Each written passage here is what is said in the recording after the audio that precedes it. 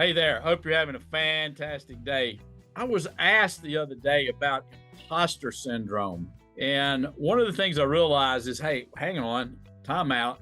I'm not a psychologist. And I don't want you to think that I'm doing any kind of psychological counseling or anything like that. I went to the American Psychological Association to do a little research on this to figure out, like, all right, well, what is imposter syndrome, where it comes from, and what are the recommendations on how to do it? So my first recommendation is, if you've really got a big problem with this or any other psychological thing, you need to see a trained psychologist. So that's my first recommendation. Now, what is imposter syndrome?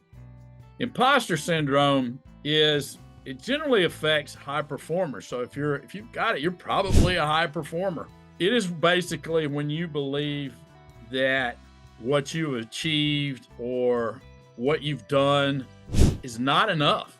It just feels like not enough. It's like you can't really believe, like the success you've had doesn't match up with where you believe you should be. In other words, maybe you don't think you don't deserve it or that you're not enough.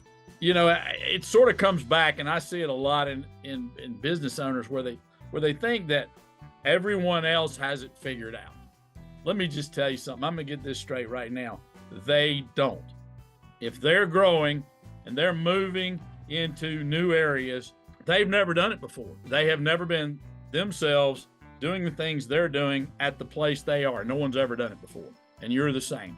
Therefore, there's always going to be this sort of feeling of displacement, which is a little different than imposter syndrome, but it's in the same, in my amateur opinion, it's in the same category. So here's what the American Psychological Society says to do about imposter syndrome. Number one, look at the facts. Like, what are the facts? If you've earned $250,000 and you don't think you deserve it, but you've earned it, that's a fact.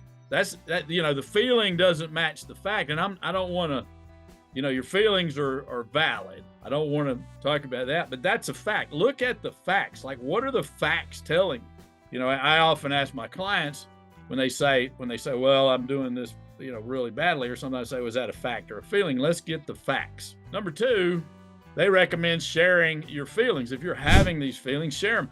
Now, you want to pick and choose who you're going to share them with. My guess is a trained psychologist would be the best. But if have a group of friends or something in there, maybe there are similar people, you can, that's not going to say, hey, these are, you're an idiot. Just share, be in a safe environment to share your feelings, but make sure it is a safe environment. Number three, celebrate a little bit. In America, we have this bad thing, and I think around the world, we don't celebrate. We just achieve stuff. We just get stuff done. We're so busy achieving things that we don't stop long enough to say, hey, that was something good. We should celebrate them. That was real. We did achieve something. Number four, the American Psychological Association recommends letting go of perfectionism. Let go of it. Yeah, it doesn't mean lower your standards. Yeah, of course you want very high standards, but let go of that perfectionism, because you're always looking at the gap between perfect and where you are rather than the gain of where you came from. Look at the gain. Look at where you came from to where you are now.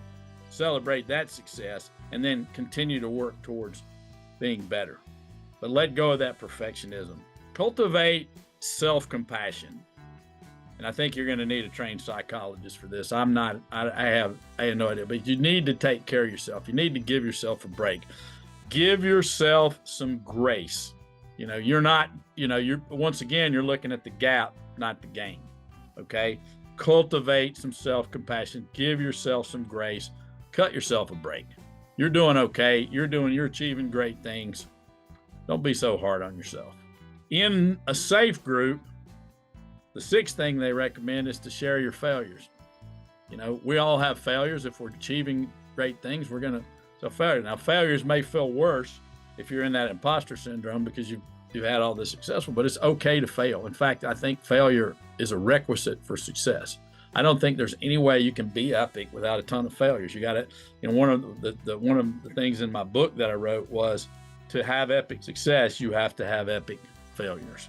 So, but in a safe group with people that are not going to say, talk about your failures, learn from your failures, move on. And number 7, begin to accept the fact that you're going to be uncomfortable. Begin to accept the fact that you have successes greater than it feels like you deserve, or feels like you should have, or feels like you've earned, because you've set the bar so high for yourself. Just remember, you are enough. Hey, and remember, I'm not a trained psychologist. These are my views. This is from a little bit of research. If you need help, I want you to get it from an actual licensed and educated and trained psychologist. I hope this was useful. I hope you found some use for it. And I'd love to have a chat with you about growing your business. And quite often I work in concert with psychologists. So have a great day. Have a great week. We can be in service. Reach out. Until next time, all the best.